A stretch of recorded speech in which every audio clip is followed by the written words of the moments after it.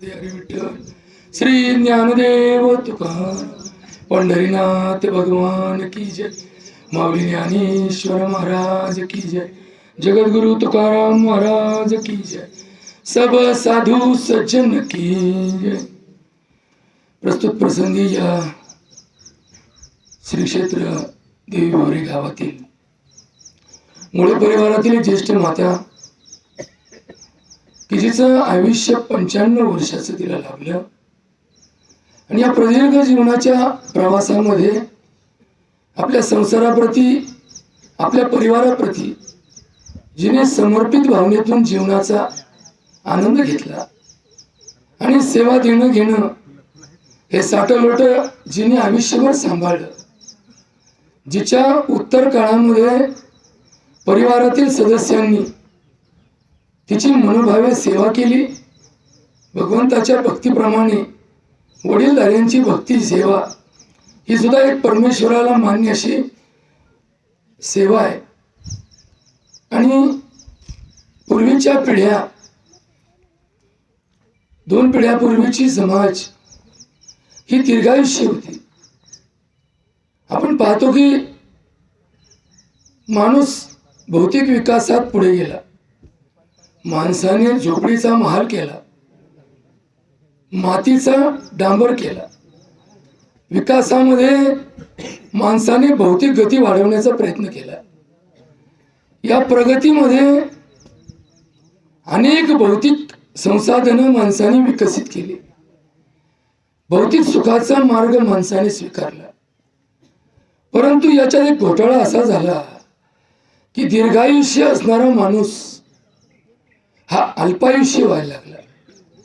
म्हणजे आता या जी 95 वर्ष जगल्या, काही भौतिक सुविधा नव्हत्या, त्यांच्या लहानपणी वीजही नव्हती, रस्तेही नव्हते, बंगलेही नव्हते आणि अत्यंत नैसर्गिक वातावरणामध्ये निसर्गाच्या नियमांना धरून जीवन प्रवास करताना यांचा जो विकास झाला त्यामध्ये यांना दीर्घायुष्याची प्राप्ती झाली।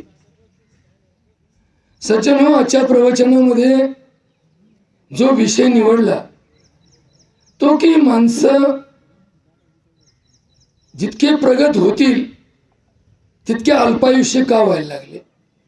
म्हणजे आमच्या पिढीचं सामान्य आयुर्मान 60 वर्षाचं धरलं जातं। आमचे आजोबा 125 वर्ष जगले। या इतिहासामध्ये महाभारतामध्ये भीष्माचार्य 400 वर्ष जगले, हिरण्यकश्यपू 1100 वर्ष जगला। या बायबलमध्ये आदी माणूस 940 वर्ष जगल्याचं लिहिलेलं आहे। मग हे एवढे का जगले आणि आपण लवकर का मरायला लागलो, याचं उत्तर थोडं अध्यात्मशास्त्रामध्ये माणसाने जाणून घेण्याची गरज आहे। काय चुकतंय आपलं, कुठे चुकतोय आपण, काय दोष आहे आपल्यामध्ये, कोणता मार्ग सोडला आपण, कोणत्या मार्गाचा स्वीकार केला आपण, याची उत्तरं शोधण्याचा प्रयत्न अध्यात्मशास्त्रामध्ये करावा। भगवद्गीतेमध्ये भगवान कृष्णाने जीवन मार्ग समजून सांगितला आणि जीवनामध्ये अल्पायुष्य येणं, अपयश येणं याचं कारण सांगताना एका ठिकाणी भगवंताने सांगितलं, ध्यायते विषयान पुंसा संगतेषुपजायते संगात संजायते कामान कामात क्रोध अभिजायते क्रोधात भवति सम्मोहा सम्मोहात स्मृतिविभ्रमा स्मृतिभ्रंशात बुद्धिनाशो बुद्धिनाशात प्रणश्यन्ति। आता हे थोडं विषय पण नवीन आहे आणि विचार पण नवीन आहे, थोडं बारीक देऊन ऐका, आपल्याला सगळ्या प्रश्नाची उत्तरं या श्लोकाच्या समुच्चयामध्ये मिळतील। की माणसाने जर देवाने दिलेल्या सृष्टीचा, देवाने सांगितलेल्या मार्गाने स्वीकार केला तर हा माणूस सगळ्या संकटांना सामोरं जाण्याला समर्थ आहे। समर्थ हा शब्द आपण रामदास स्वामींच्या बाजूत बोलतो, श्री स्वामी समर्थांच्या बाबतीमध्ये बोलतो, किंवा ज्याच्याजवळ सामर्थ्य आहे तो समर्थ, अशी आपली एक ढोबळ व्याख्या आहे. पण आम्ही समर्थ आहोत का? आमच्यामध्ये सामर्थ्य आहे का? याचं उत्तर आम्हाला शोधण्याची सध्या वेळ आलेली आहे. थोडं हवामान बदललं की लगेच रोगराई वाढते. थोडं म्हणजे एक दिवस झिमझिम पाऊस झाला की महिनाभर साथ चालते. एक दिवस कडक ऊन पडलं की रोगराई पसरते. एक दिवस थंडीची लाट आली की माणसं आजारी पडतात. इतके तकलादू जीव आहेत का माणसाचे? एवढा माणूस तकलादू जीवनाचा जगामध्ये निर्माण झाला का? उत्तर आहे नक्कीच नाही. तसं असतं तर आमच्या एवढ्या हजारो पिढ्या जगत आल्या, पिढ्यानपिढ्या आमचं जीवन या अस्तित्वाच्या लढाईमध्ये जिंकत आलं. मग याच 2 पिढ्यांना, विशेषतः या 21व्या शतकातील माणसाला नेमकं झालं काय म्हणून गेल्या काही वर्षात रोगराईने माणसाला ग्रस्त केलं. बघा, थोडा गंभीर विषय आहे. पहा तुम्ही, काही झालं तरी माणसाला गेल्या काही दशकात, विशेषतः गेल्या काही वर्षात आजार पिच्छा सोडत नाही. काही ना काही कारणाने हा निरोगी माणूस रोगी झालाय. मग कुणी शारीरिक आजाराने असेल, कुणी मानसिक आजाराने असेल, कुणी आत्मविश्वासाने कमजोर असेल, तर कुणी वेगवेगळ्या कारणामुळं त्याला अपंगता आली असेल. आता अपंगिता म्हणजे काय? फक्त पाय मोडला, हात मोडला, मानेचा मणका सरकला इथपर्यंत नाही. ज्याला सामर्थ्य नाही तो अपंग. मग या तत्वज्ञानामध्ये हे असं का घडलं की माणसाला या संकटाचा सामना करण्याची वेळ आली.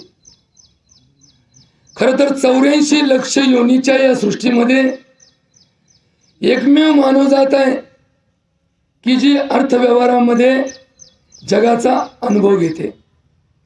एकमेव मानवजात आहे की जी आपल्या अन्नाचा साठा करते, सुरक्षित जीवन जगण्याचा मार्ग कुठेतरी शोधते. हीच मानवजात या निसर्गाच्या नियमांची पायमल्ली करते. इतिहासामध्ये करोडो वर्षाचा इतिहास या सृष्टीचा आहे. आजपर्यंत या इतिहासात एकाही वाघाने शाकाहार केल्याचं कुठं चमत्कार सांगितला नाही. कोणत्याच पुस्तकात नाही, का कोणत्याच पोथीत नाही, का एक वाघ कोंडून ठेवला, उपाशी ठेवला आणि म्हणून 8 दिवसांनी त्याने गवत खायला चालू केलं. इतिहासामध्ये अशी एकही नोंद नाही की गायीने मांसाहार केला. अशी एकही नोंद नाही की तो हिंदू धर्माचा इतिहास असो का इस्लाम धर्माचा इतिहास असो. गाय ही शाकाहारी आहे आणि तिचं निसर्गाच्या नियमाचं जीवन मार्ग तिने कधी सोडला नाही. सज्जनो, या मानव जातीनेच अनेक बदल आपल्या जीवनामध्ये केले, अनेक प्रयोग माणसाने केले. आणि सत्य आणि शोकांतिका ही आहे, जेवढे जेवढे माणसाने प्रयोग केले तेवढे तेवढे त्याच्या अंगलट आले. हे माणसाला समजून सांगण्यासाठी अध्यात्मशास्त्र एकमेव पुरेसं आहे. बाकी या विज्ञानात, या बाकीच्या प्रगतीमध्ये, संशोधनामध्ये सगळी अपूर्णता आहे. डॉक्टर या नात्याने मी गेले 35 वर्ष 24 तास पेशंटची सेवा. माझ्या स्वप्नातही पेशंट येतात. उठलं की पहिल्यांदा पेशंटचं दर्शन आणि झोपूस तरही पेशंट म्हणतात थांबा आम्हाला टोचन मग झोपा. मग 35 वर्षाच्या अनुभवात एक गोष्ट अत्यंत सत्य या दृष्टिकोनातून तुम्हाला सांगतो की वैद्यकशास्त्र हे सगळ्यात अपूर्ण शास्त्र आहे. एक वेळ रसायनशास्त्र पूर्ण असेल, एक वेळ भौतिकशास्त्र पूर्ण असेल, पण वैद्यकशास्त्र हे सगळ्यात अपूर्ण शास्त्र आहे. यामध्ये जे संशोधन आहे हे लटकं आहे. याचं पुढं काय होणार कोणाला माहीत नाही. आमच्या वैद्यकशास्त्राला माहीत नाही की उद्या कोणती लाट येणार आहे, आलेली लाट कोणत्या जंतूची आहे, हिचा नाश करण्याचा मार्ग कोणता, आम्हाला काहीच माहीत नाही. ते आल्यानंतर आम्ही आपल्या हातबायला सुरू होतो, तर निम्मे अर्धे मरत येत आणि उरलेले मग आम्ही म्हणतो की आताच लस आली आणि आता औषध आलं. तोपर्यंत या समाजामध्ये फार मोठा विभ्रभास होतो. आमच्या अध्यात्मशास्त्रामध्ये सांगितलंय की हे भौतिक जीवन एक क्षणभंगूर आहे. माणसं जेवतात म्हणून जगतात हा भ्रम आहे. कित्येक साधू वर्षानुवर्ष उपाशी आहेत तरी ते जिवंत आहेत. लोक म्हणतात की पाणी हे जीवन आहे. असे कित्येक ऋषीमुनी आहेत 12-12 वर्ष फक्त श्वास घेऊन जगतात, पाण्याचा थेंबही त्यांच्या शरीरात नाही. मग कसं जीवन चाललं हे फक्त अध्यात्मशास्त्रानेच सांगितलं. आमच्या जीवनामध्ये आम्ही या भौतिक जगतामध्ये जगण्याचा मार्ग अत्यंत प्रभावी म्हणून स्वीकारला. हे शरीर अन्नावर जगतं, हे शरीर पाण्यावर जगतं, हे शरीर हवेवर जगतं. एका ऋषीने सांगितलं, शरीरे जायते नित्या वांछा मृणाम चतुर्विधा बुभुक्षाच पिपासा सुषुप्ता सुरतस्पृहा. बघा बरं का, थोडं बुद्धीला ताण द्या, परमार्थ तुम्हाला लगेच समजेल.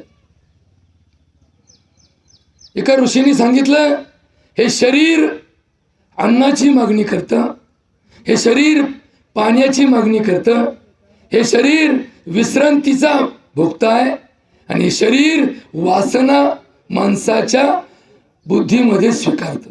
वासना ही वासना माणसाला जगवायला दिशा बदल करते. वासना हीच माणसाच्या आयुष्यातला सगळ्यात मोठा उपद्रव आहे. मग आता परमार्थ शास्त्र काय सांगतं? परमार्थ शास्त्र सांगतं, शरीर हे साध्य नाही, हे साधन आहे भाऊ. जशी तुझी गाडी आहे, तू गाडी आणली, तुझी गाडी बिघडली, मग तू इथंच करतो का मुक्काम? नाही, मी गाडी इथं ठेवली, दुसऱ्याच्या गाडीत बसून गेलो, साधन सोडून दिलं. का? कारण साधन हे माझं साध्य नाही. बघा बरं का, पुन्हा एकदा ऐका, साधन हे साध्य नाही. मग साध्य काय? या जन्माला आलेल्या जीवाला शरीर हेच एकमेव तत्व नाही. क्षेत्र आणि क्षेत्रज्ञ या दोन शब्दामध्ये आमच्या जीवनाचा अर्थ समजून सांगितलाय. शरीर साधन आहे. कशाचं? जगण्याचं. कुणाच्या जगण्याचं? या जीवाच्या जगण्याचं साधन आहे.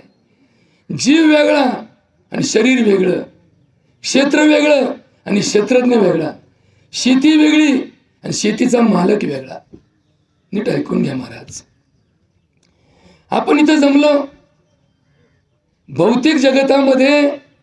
तुम्हाला माहिती, मला माहिती की 10 दिवसापूर्वी हिच्या शरीरातून हिचा आत्मा गेला. उरलं ते शरीर शवात रूपांतरित झालं, त्याचं मढं झालं. आम्ही संघ आणलं, इथं आणून त्याला अग्नी दिला, त्याच्या पंचतत्वाला विलीन केलं. उरली सुरली तिची राख सुद्धा गोळा करून काढून टाकली. भौतिक जीवन संपलं. तरी आम्ही का आलो? आम्ही काय अडाणी आहोत? आम्ही काय अंधश्रद्धाळू आहोत? आम्ही काय मूर्ख आहोत की आमची कामधंदे सोडून एवढ्या राम प्रहारामध्ये आम्ही इथं जमलो? काय राहिलं हिचं? हेच तर अध्यात्मशास्त्र आहे. डॉक्टर की तुम्हाला जीवाचा प्रवास कोणी सांगणार नाही. जरी मी एमडी असलो, जरी मी गोल्ड मेडलिस्ट असलो, तरी आमच्या शास्त्राला अजूनही माहीत नाही की मृत्यू म्हणजे काय. बघा बरं का, हे वाक्य तुम्हाला जर समजलं तर तुम्हाला परमार्थ समजेल. आमच्याकडे एखादा आणला, डॉक्टर साहेब बघा बरं एवढं, आम्ही नाडी बघतो, नाडी काय लागत नाही. आम्ही छातीवर मशीन ठेवतो, ठोके काय लागत नाही. आम्ही हवा घेतो का पाहतो, हवा काय घेत नाही. मग आम्ही आमचं मशीन काढतो आणि त्याच्या इथं आलेख काढतो. आलेख सपाट आला तर आम्ही त्याच्या अंगाला हात लावतो आणि थोडं गार पडायला लागलं की आम्ही मतवेकाला बोलवतो की आम्ही सांगतो याच्यात काही राम राहिला नाही. आता राम कुठून आला? आमच्या पुस्तकात तर राम नाही. पण आम्ही भौतिक शास्त्राचे भोगते. ज्या वेळेस आम्ही एखाद्याला मृत्यूचा दाखला देतो, वाक्य नीट ऐकून घ्या, त्यावेळेस आम्ही तो मेला असं जाहीर करत नाही. आमच्या डेथ सर्टिफिकेटमध्ये वाक्य आहे, ही डिक्लेअर्ड ॲज ए एक्सपायर्ड. तो घोषित केला मृत मेला म्हणून. जसा निकाल लागतो ना एखाद्याचा, हा निवडून आला असे घोषित करण्यात आले. का? उद्या फेरमतमोजणीमध्ये कदाचित पुन्हा एखाद्या मताचा फरक पडला तर तो पडायला बसलाय, म्हणून आम्ही म्हणत नाही तो निवडून आला. आम्ही काय म्हणतो, हा निवडून आला असे घोषित केले. घोषित करणे म्हणजे सत्य नाही, सत्याच्या जवळ जाणे. आता थोडा खेळ समजून घ्या. मग हा जीव, याला काही महत्व आहे का? याचं स्वतःचं काही तत्व आहे का? हा जिथून आला तिथून काही घेऊन आला का? जिथं जाणार आहे तिथं काही घेऊन जाणार आहे का? हे फार महत्वाचं आहे बघा बरं का. इथं सगळा खेळ आहे. इथं परमार्थाचा सगळ्यात मोठा विषय समजून घ्या. हे जग जे आमच्या पुस्तकात शिकवलं जातं हे वास्तववादी जग आहे. वास्तव म्हणजे तुमच्या डोळ्यात दिसतं. हे झाड आहे, हा खांब आहे, हे पलंग आहे, इथं माणूस बसलाय, हे व्यासपीठ आहे, हे दिसतं. हे दृश्य जगत आमच्या पुस्तकात वर्णन केलंय. पण आमच्या ग्रंथात परोक्ष जीवन सांगितलं. परोक्ष जीवन. परोक्ष जीवन म्हणजे काय? की मेल्यानंतर, आता मेल्यानंतर काय? आमच्या रसायनशास्त्रात काय मेल्यानंतर? काहीच नाही. आमच्या भौतिक शास्त्रात मेल्यानंतर काय? काहीच नाही. पण आमच्या अध्यात्मशास्त्रात परोक्ष जीवन सांगितलं. परोक्ष जीवन. आता हे परोक्ष काय भानगड आहे? हे झालं इहलोक. हे झालं इहलोक. याला भूतल असं म्हणतात. काय म्हणतात? भूतल. असे 14 तळ आहेत या जगात. 14 तळ आहेत. 14 मजली ही इमारत आहे. त्याच्यापैकी आपण भूतळात राहतो. आपण एखाद्या मुंबईला गेलो ना, तुम्ही कितव्या मजल्यावर राहता? म्हणले 20व्या मजल्यावर राहतो. जमीन कोणाची? माहीत नाही.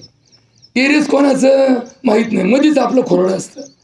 म्हणजे त्याच्या जीवनात त्याची प्राप्ती काय? खालचा मजला दुसऱ्याचा, वरचा मजला दुसऱ्याचा, तो मधीच आला. आणि उद्या भूकंप झाला आणि जमीनदोस्त बिल्डिंग झाली आणि मग मालकी ठरवायची वेळ आली तर 4थ्या मजल्यावाल्याला काय देणार तुम्ही? काय देणार सांगा ना मला. 4थ्या मजल्यावाला एखादा आहे आणि उद्या ती जमीनदोस्त झाली आणि उद्या कोर्टात प्रकरण गेलं, या फ्लॅट अपार्टमेंटला 40 मालक आहेत, कोर्टाने निकाल काय द्यायचा? का या 5 गुंठे जागेचे 40 तुकडे करा. तळ मजल्यावाला म्हणन ह्या मी इथं राहत होतो, जमीन माझी आहे. वरच्या मजल्यावाला म्हणन अरे मी याच्या बोखंडी होतो ना. ते म्हणले नाही नाही नाही, वर होता तू. तसं या भूतलाला लटिका हा संसार आहे. हे फ्लॅट सारखं धड खाली नाही आणि धड वरही नाही, हे मधीच लटकलेलं आहे. मग या मधीच लटकलेल्या संसारात साध्य काय? साध्य काय? इथे येऊन करायचं काय महाराज? एका अभंगामध्ये हे संत अडाणीतले अडाणी, हे ना PhD झाले, ना MD झाले, ना BEd झाले, ना DEd झाले, पण यांची वैचारिक पातळी किती महान.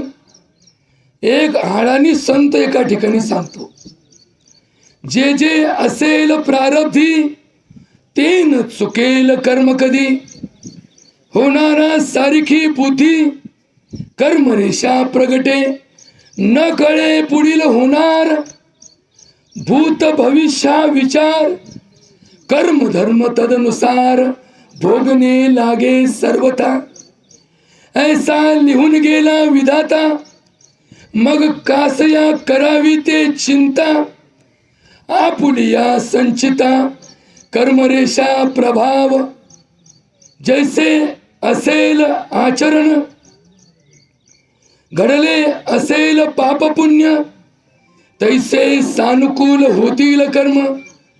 मान अपमान जन करिता, काळ अनुकूल अथवा प्रतिकूल, परी सोडू नये आपुले धैर्यबळ. अनाचारी मन केवळ, ने बाटू सर्वथा. अखंड वाणी हरिस्मरणी, सुख विश्रांती कीर्तनी. संत म्हणती मनुष्य जन्म दुर्लभ. बघा बरं का, आता थोडं डोक्याने लढा. आता माणूस जेवढा सध्या जास्त शिकतो ना, तेवढा तो देवधर्मापासून बाजूला जातो. एखादा सर्जन असतो, सर्जन न्यूरो सर्जन, मेंदूचं ऑपरेशन करतो. त्याला म्हणलं का चल देवळात, हे देवळात काय दगड आहे? अरे ही किमया मी साध्य केली, मी मेंदू खोलतो पुन्हा बांधून ठेवतो, मी किती मोठा आहे, हे देव बिव काही नाही. अरे देव नाही? मग तू गॅरंटी देतो का की या जगातला प्रत्येक माणूस जर मला भेटला तर तो मरणार नाही? नाही भाऊ, तेवढी गॅरंटी नाही माझ्याकडे. अरे एक करोनाची गंमत सांगतो. आता मुळे पाटलांनी 6 महिने आमच्या बरोबर काम केलं भावनेच्या सेंटरला. थोडा इतिहास पहा बरं का. एखादा माणूस बाहेर चालला ना प्रवासाला वाऱ्याचा, तर आमचे पहिले लोक काय म्हणायचे माहिती का, ए कानाला बांधून जा. कशाला? कानाला बांधून जा बरं का, वाऱ्यावर जाण्याचं कान बांधून जा. आणि 2 वर्षापूर्वी कायदा आला, कानाचं जाऊ द्या मरू द्या, नाक बांधून चला, नाक बांधून चला. हजारो वर्षाच्या माणसाच्या जातीला नाक बांधायला कुणीच लावलं नाही. आणि करोनात नाक बांधायला सुरुवात केली. आता मलाही थोडं चमत्कारिक वाटायचं बरं का सुरुवातीला, की नाक बांधून हा माणूस सुरक्षिततेकडे जाईल, त्याची सुरक्षितता धोक्यात येईल. थोडा विषय बघा बरं का. अजूनही बघा, खेड्यातली माणसं आपण, एखादा माणूस जर बाहेर चालला तर त्याच्या घरातले माणसं म्हणतात कान टोपी घालून जा, कानाला मफलर बांधून जा, कमीत कमी कानाला रुमाल गुंडाळून जा. म्हणजे कान सुरक्षित तर श्वास सुरक्षित, ही आमची परंपरा होती. आणि मग हे नाकाला बांधायचं नाट्य सुरू झालं. आमच्या 6 महिन्याच्या कोरोनाच्या कोविड सेंटरच्या काळात आम्ही काही अनुभव घेतले की माणूस नाकाला बांधायला लागला की तो नाकाला बांधायचं फक्त नाटक करतो. का? कारण नाक हे जसं श्वासाचं साधन आहे तसं ते उच्छ्वासाचं साधन आहे. बघा बरं का, वाक्य नीट ऐकून घ्या. आपल्या गावामध्ये पाणी पुरवठा करणारी पाईपलाईन आणि घाण पाणी व्यवस्था करणारी पाईपलाईन वेगळे आहेत. 2 वेगळ्या पाईपलाईन आहेत. पण या देहामध्ये पाणी पुरवठा करणारी पाईपलाईन तीच आणि घाण बाहेर काढणारी पाईपलाईन तीच. श्वास घेणारं नळकांड हेच आणि उच्छ्वास सोडणारं नळकांड हेच. अरे मग घोटाळा झाला कुठं?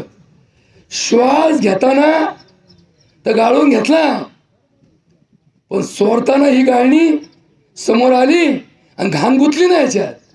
मग उच्छ्वासातली घाण जी वातावरणात जायची ती याच्यात गुंतली, या मासात गुंतली, या फाडक्यात गुंतली आणि ती घाण साचून साचून त्या घाणीचा उद्रेक आपल्या नाकासमोर झाला. बघा बरं का, थोडं ऐकून घ्या.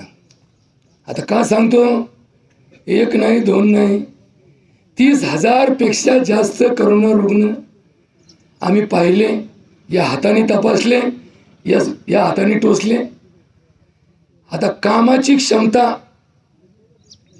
माणसाची वाढवायची असेल तर श्वसन मार्ग जितका मोकळा तितकी क्षमता वाढते.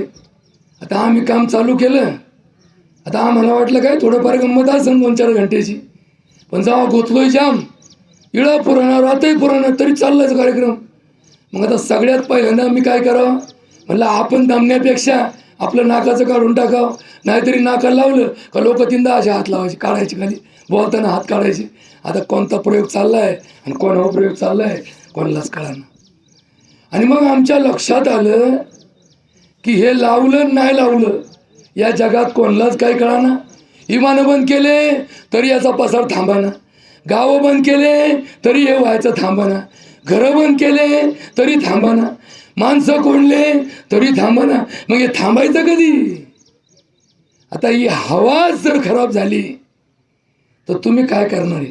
जसं आपण म्हणतो ना, आभाळ फाटलं ठिकाण कुठं लावायचं, तसं या जगात या सृष्टीलाच या वायूलाच प्रदोष झाला तर थांबायचा कुठं? तर याचं उत्तर भौतिकशास्त्रात, आरोग्यशास्त्रात आजपर्यंत सापडलं नाही. उलट ज्यांनी आरोग्यशास्त्राचा आधार घेतला आणि वैद्यकशास्त्राचा विकसित मार्ग या उपचारासाठी वापरला, त्यांना बुरशा लागल्या. बघा बरं का, नीट ऐकून घ्या. त्यांचे मेंदू सडले, त्यांचे तोंड सडले, त्यांचे जीव गेले. ज्यांनी फक्त भगवंतावर विश्वास ठेवून, देवा पांडुरंगा मी काही पाप केलं नाही भाऊ, मला ही का बला आणली, तुझ्या भरोशावर जगतो, आणि म्हणून ज्यांचा आत्मविश्वास या देवाच्या भरोशावर टिकला तेच टिकले. बघा बरं का. आता ह्याच्यात थोडं वाक्य तुम्हाला ऐकायला जाचीन, तुम्ही म्हणता ना असं कसं, हे तर काय तुम्ही तर उरफाटं सांगायला लागले. बघा, माणूस ज्यावेळेस जगतो त्यावेळी त्याच्या जगण्याचे 2 मार्ग आहेत. बघा बरं का, वाक्य 2 मार्ग आहेत. एक स्वतःच्या भरोशावर जगणं आणि दुसरं भगवंताच्या भरोशावर जगणं. आता जेवायला बसलो, गुरुजी जेवायला बसलो, ताट वाढलं, हे आमचे नवीन पिढी ना, ह्यांना काय घेणं नाही, रट्टा लावला. आणि जे आमची जुनी पिढी ना, ठाम पाणी आण, चित्रावती टाकीतो, पाणी फिरवतो, बोलतो काय म्हणतो, अन्न हे पूर्ण ब्रह्म. अरे इकाच घेतलं भाऊ, 5 रुपयाला रोटी, 50 रुपयाला भात, 40 रुपयाला भाजी. तो म्हणतो हे व्यवस्था फक्त आहे, हे अन्न कुणाचं आहे, भगवंताचं आहे. हा देह कुणाचा आहे, भगवंताचा आहे. हे अन्न जर पचायचं असेल तर कुणाचं स्मरण करा, भगवंताचं स्मरण करा. पाभार माझी आहे, वावर माझं आहे, पण पेरताना कुणाचं नाव घ्या, देवाचं नाव घ्या. त्याच्या नावात काय ताकद आहे, तो जर मध्ये असेल तर हे उगवण, नाही तर या जगात मी आणि जग यांच्यात तथ्य नाही. अरे हा काय घोटाळा आहे? म्हणजे देवानी धड कामही केलं नाही, देवानी कष्टही केले नाही, देवानी पैसे दिले नाही, देवानी अनुदान दिलं नाही, देवानी शिजवलं नाही, तरी या देवाचं नाव का? हा प्रश्न आमच्यासारख्या शिकलेल्या माणसाला पडतो. आणि ज्यांना शिक्षण आधुनिक विज्ञानाचं नाही पण परमार्थावर विश्वास आहे, या परोक्ष जीवनावर विश्वास आहे, ज्यांचा देवावर विश्वास आहे, ते काय म्हणतात, हे निमित्ताचा धनी केला आहे प्राणी, करता करिता भगवंत. देह काळाचे धन कुबेराचे, तेथे मनुष्याचे काय आहे. एवढंच कशाला, तुकाराम महाराज आमच्या डॉक्टरला सांगतात, डॉक्टरला काय सांगतात बघा, वैद्य वाचविते जीवा तरी कोण ध्याते देवा, काय जाणो कैसी परी प्रारब्ध ते पुरी उरी, अंगी दैवत संचरे मग तेथे काय उरे. 900 कन्या पुत्र होती तरी का करावे लागे पती. बघा बरं का, तुकाराम महाराज विज्ञानाची कास धरणाऱ्या माणसाला विज्ञान प्रगत करायला सांगतात, पण अध्यात्माला तिलांजली देऊ नको. अध्यात्म हेच विश्वाचं सत्य आहे. म्हणून तर बाई गेली तरी आपण आलो का, कारण तिच्या आत्म्याला शेवटचा निरोप द्यायला आलो. मग हे शरीर आमचं निमित्त कारण आहे. या भौतिक जगतात, या भौतिक पंचतत्वांना घेऊन आमचं शरीर तर झालं, पण पंचतत्वांच्या पलीकडे जो ईश्वर नावाचा विषय आहे त्याचा अंश आत्मरूपाने आमच्या देहात आला, म्हणून आम्ही सजीव निर्माण झालो. सजीव म्हणजे काय? ज्याचा जीव आहे तो सजीव. मग जीव काय भानगड आहे? जीव शिव समा वाया तू व्यर्थ न घाली मन. आता नीट ऐकून घ्या महाराज.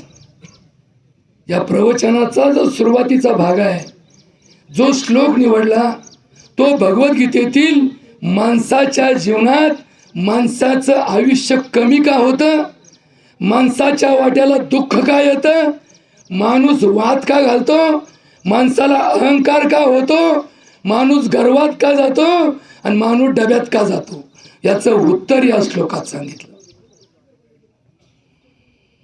काय सांगितलं? ध्यायते विषयान पुंसा संगतेषु उपजायते. माणसाच्या जीवनात जन्म हा सद्गुणी, सात्विक आणि निष्पाप जन्माला आलेला जीव आहे.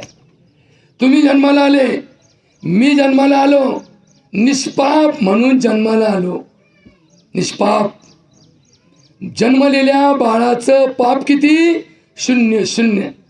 म्हणून तर लहान मुलांना आपण काय म्हणतो? देव आहेत. का देव आहेत? कारण ते पाप करत नाहीत. त्यांना पाप काय आहे हे माहीत नाही.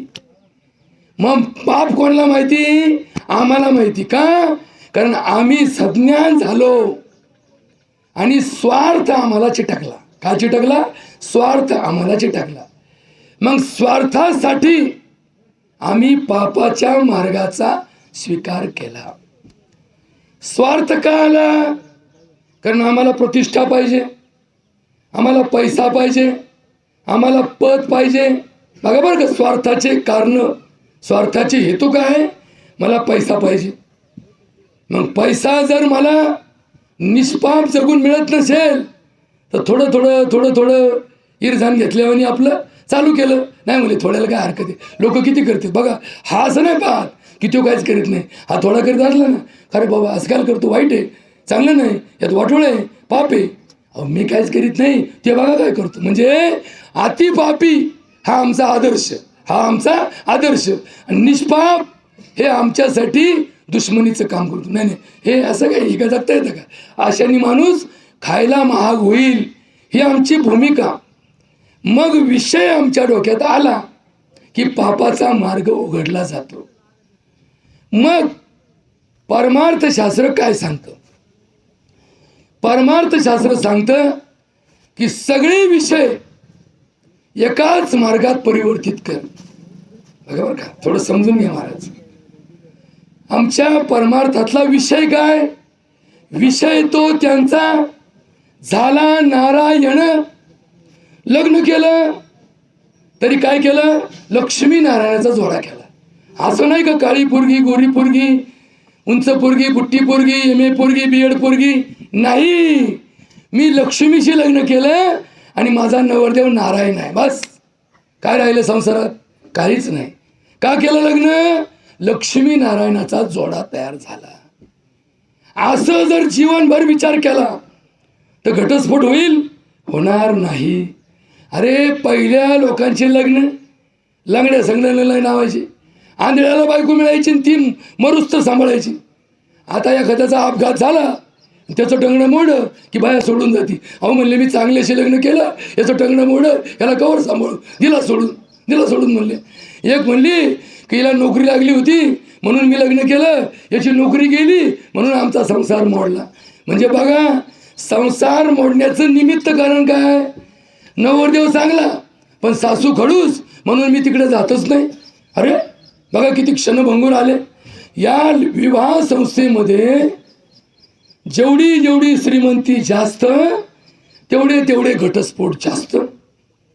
जेवढा मोठा नवरदेव तेवढा विवाहाचा बाधेचा भाग जास्त. अहो या पालात राहणाऱ्या लोकांचे लग्न होते पण आमच्या पोरांचे लग्न होईना. कारण का? यांच्या अटी आणि नियम एवढे आहेत की इकडं कोणीच जायला तयार नाही. म्हणले गोरीच पाहिजे, 5 फूट 5 इंच पाहिजे, बीएड पाहिजे, परत जॉईन पाहिजे, परत तिचा बाप असा पाहिजे. तुझ्या बापाने ठेवली का अशी पोरगी जगात? पूर्वीचे लोक विवाह संस्थेमध्ये काय तत्व होतं महाराज? बाप कोणाच तरी 10व्याला जाऊन यायचा आणि घरी आला का कोट शर्ट खुटीला टांगायला लागायचा आणि बाळ्याला बोलायचं, बाळ्या इकडे इकडे इकडे, तुझं लग्न जमून आलं बरं का. बाळ्या लगेच उड्या मारते, लग्न जमलं, वा वा वा. कोणाला जमलं बाळ्याला माहीत नाही, पोरगी काळी का गोरी बाळ्याला माहीत नाही. मग का केलं लग्न? हे देवाच्या भरोशावर केलं आणि बापाच्या भरोशावर केलं. या वडिलांनी माझं कल्याण करण्यासाठी माझं लग्न केलंय, तो कधी चुकीचा निर्णय घेणार नाही याची खात्री बाळ्याला होती. म्हणून बाळ्याने संसार केला आणि मरुस तर ती लग्न टिकवलं, तो संसार टिकवला. आता आम्ही बाप म्हणतो ही पोरगी मला पसंत आहे, पोरग म्हणतो तुमची जुनी पिढी गेली मला ही पसंत आहे. या वादात 2-2, 5-5 वर्ष झाले लोकांची लग्न जमत नाही. एक असं जोक विनोद भागवर का, एका ठिकाणी गुरुजी एक नवरदेव एका पुरीला पाहण्यासाठी एका पुरीच्या घरी गेला. आता त्या नवरीच्या आईला उत्सुकता असते बा, नवरदेव कसा असन काय असन. त्या बापाला तरी काळजी नसते, पण आईला तीनदा वाटतं की नवरदेव मी एकदा पाहूनच घेते. आणि मग तो नवरदेव दारात आला. पुरीच्या आईने नवरदेव बघितला. जसा नवरदेव बघितला तसा पुरीच्या आईला भवळ आली, चक्कर येऊन खाली पडली. पाणी पाजलं, उठून बसवली. का गं बाई काय झालं? काय सांगू आता तुम्हाला, ह्यो मला पाहायला आला होता, मला पोरगी झाली, माझी पोरगी लग्नाला आली, तरी याचं अजून लग्न जमलं नाही. म्हणजे बघा नवरदेव कसे आहेत.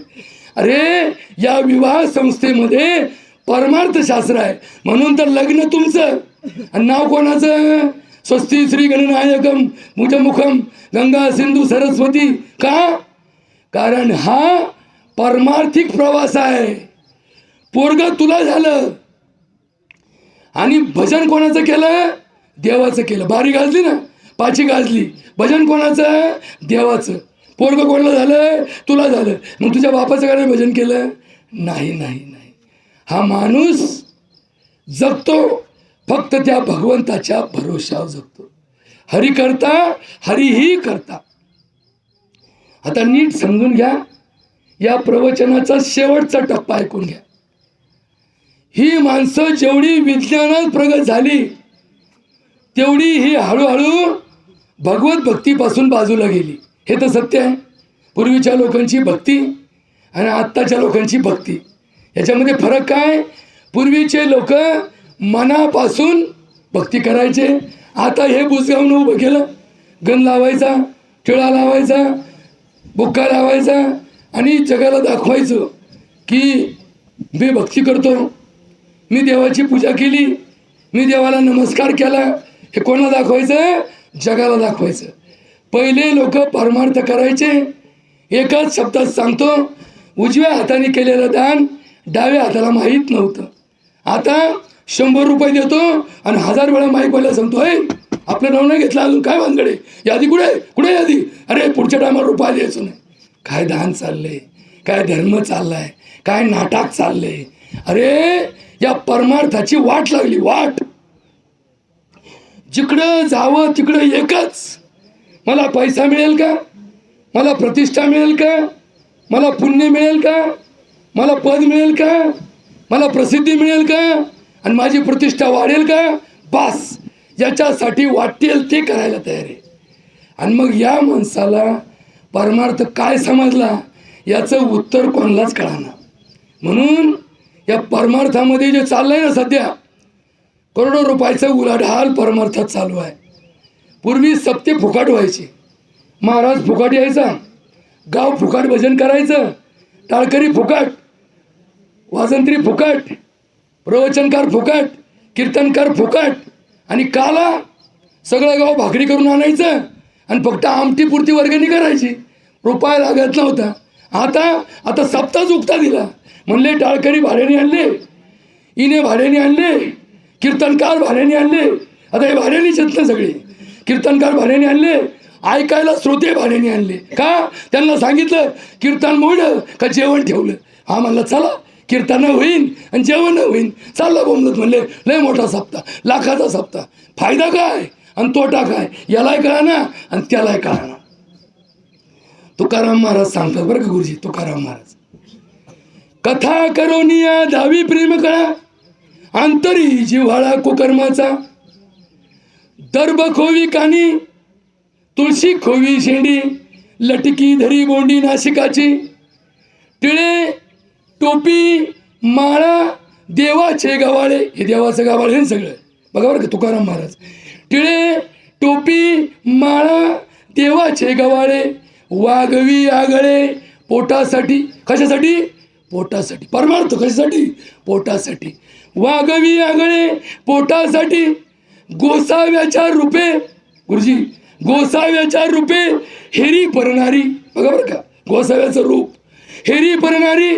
तयाचे अंतरी काम लोभ. आणि परमार्थाचं नाटक किती. कीर्तनाचे वेळी रडे पडे लोळे, प्रेमी विना डोळे गळताती. आता 25,000 घेतले हो. आईचं महात्म्य सांगायचं. आई ही किती महान आहे याच्याही कुठे वाहिली, पण सांगायला काय आईचं महात्म्य खायचं. सीतामाई वनवासाला गेली असा रडितो लोकांच्या डोळ्यातून अश्रू आले. का? 25,000 घेतले ना. कीर्तनाचे वेळी रडे पडे लोळे, प्रेमी विना डोळे गळताती. तुका म्हणे ऐसे मायेचे मैंद, त्यांचे पाशी गोविंद नाही नाही नाही नाही. मग महाराज या प्रवचनाचा भाग आणि आमचा मार्ग याचा थोडा थोडा विचार समजून सांगण्याचा प्रयत्न करतो. एखादा ड्रायव्हर गाडीमध्ये बसतो, त्याच्याकडे लायसन असतं, पण गाडी चालू करताना स्टिअरिंगच्या पाया पडतो. स्टिअरिंगच्या पुढे एक गणपती ठेवतो, त्याला उदबत्ती लावतो, त्याच्या पाया पडतो. एखादा दुकानदार माल भरलेलं दुकान असतं, गिऱ्हाईक दारात उभा असतं, पण दुकान चालू करताना एका प्रतिमेला हार घालतो, एका पूजा करतो, एका ठिकाणी नमस्कार करतो आणि मग दुकान चालू करतो. एका शाळेत पोरगं जातं, त्याच्या शाळेच्या सिलेबसमध्ये कधीच त्याच्या प्रश्नपत्रिकेमध्ये त्याला गणपतीची आरती नसते, किंवा त्याला भारताची प्रतिज्ञा नसते, किंवा त्याला सरस्वतीची कुठलीही स्तोत्र नसतं. कोणत्या प्रश्नपत्रिकेत आलं का? तरी सकाळी शाळा भरली की मास्तर उभा करतो, या कुंदेंदु तुषार हार धावला. का? तुझ्या सिलेबसमध्ये का? नाही.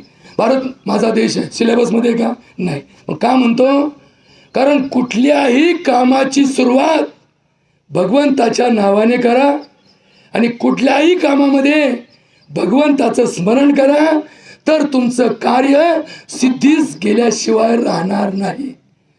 तुम्ही तुमच्या जीवावर, तुमच्या भरोशावर आणि तुमच्या सामर्थ्यावर जर कार्य कराल तर गोत्यात आल्याशिवाय राहणार नाही. हे उत्तर आमच्यासारख्या विज्ञाननिष्ठ माणसाला पटत नाही. मग घोटाळा काय होतो? निवडणुकीच्या प्रचाराचा नारळ देवळात फोडतो आणि निवडून आल्यानंतर प्रचाराचा शेवट धाब्यावर करतो. त्यावेळेस वाटत नाही याला की निवडून आल्यानंतर पहिल्यांदा ज्या देवळात नारळ फोडला तिथेच पहिली विजयी सभा घ्यावी. नाही म्हणतो इथं काय, आता झालं नारळ फोडला, श्री गणेशा झाला, याचा शेवट कुठं? इकडं. का बरं असं घडलं? कारण याचा विचार स्वार्थी होता, याचा उद्देश स्वार्थी होता. जर परमार्थ करायचा असेल तर माणूस मेल्यानंतर सुद्धा बघा बरं का, आता माणूस मेला, दुःख झालं, शरीराचं नाश झाला, याचं मडं झालं, तरी स्मरण कुणाचं केलं? देवाचं केलं. मडं घेऊन चालले, ज्याचं मडं नेलं त्याचं नाव घेतलं का? नाही. बोला राम नाम सत्य आहे, राम नाम सत्य आहे. काय चाललंय? मडं चाललंय. बघा बरं का, वाटोळं झालंय, मेलंय, दुःख झालंय, तरी शब्द काय? राम नाम सत्य. का बरं? या भगवंताच्या नामात ताकद आहे. जरी नुकसान झालं तरी ते माझ्यासाठी नुकसान आहे. मला माहीत नाही कदाचित मेल्यानंतर याला स्वर्ग द्यायचा की नरकात टाकायचं ही स्कीम कोणाकडे आहे? त्या भगवंताकडे आहे. म्हणून मेल्यानंतर सुद्धा त्या भगवंताला नामस्मरणाचा भाग का ठेवला? कारण सगळं त्याच्या हातात आहे. म्हणून तर परमार्थामध्ये एका ठिकाणी तुकाराम महाराज सांगतात, देह जाओ अथवा राहो पांडुरंगी दृढ भाव. आता हा दृढ भाव आमचा दृढ का राहत नाही? इकडे बघा बरं कस ओळखत असेल तर सांगा. कारण विषय जरी चांगला असला तरी याला मर्यादा आहेत. हे सगळं जग मर्यादित आहे. आणि म्हणून या विषयाचा अर्थ थोडा समजून घ्या की या जीवनामध्ये माणूस भौतिक सामर्थ्यावर भौतिक जीवन जगत असताना किती जरी श्रीमंत झाला, किती जरी धनिक झाला, किती जरी पदाधिकारी झाला, किती जरी मोठा झाला. आता मोठा हा शब्द या जगात आहे, परमार्थात मोठा नाही. नीचपणा बरवे देवा न चले कुणाचा दावा, येता सिंधूच्या लहरी नम्र होता जाती परी, महापुरे झाडे जाती तेथे लवाळे राहती, तुका म्हणे कळ पाया धरिल्या न चले बळ. बघा बरं का, परमार्थ सांगतो लोकांच्या पाया पडत जा, आणि पद सांगतो तू पदाधिकारी आहे, तू उभा राहा, लोक तुझ्या पाया पडतील. बघा बरं का, वर फटाकुटानं आम्हाला काय वाटतं, कोणीतरी येऊन माझ्या पाया पडावा. आणि परमार्थ म्हणतो कोणाच्याही पाया पडत जा. कुठं माणूस दिसला का पाया पडत जा, पाया पडत जा. आता आमचा हा अहंकार आम्हाला शिकवतो, हे वाकवतो का, मोडेल पण वाकणार नाही. काय म्हणतो, मोडेल पण वाकणार नाही. परमार्थ सांगतो वाकत जा, मग मोडे पण वाकले नाही. टाईट ना टाईट, हे टाईट या जगात ही पिढी इतकी टाईट की याला मास्तरनी मारलेलं सुद्धा सहन होईना. बघा बरं का, हे वाक्य नीट ऐकून घ्या. यत यत आचरती श्रेष्ठ तत्तत एव इतर जना सहायत प्रमाणम करूते लोका तत् अनुवर्तते. बघा बरं का, हा श्लोक भगवद्गीतेचा. माऊली उत्तर देतात, हे तर वडील जे जे करीती त्या नाम धर्म ठेविती येर त्याची अनुष्ठिती सामान्य सकळ. हे ऐसे असे स्वभावे म्हणून कर्म न सांडावे विशेषे आचरावे लागे संती.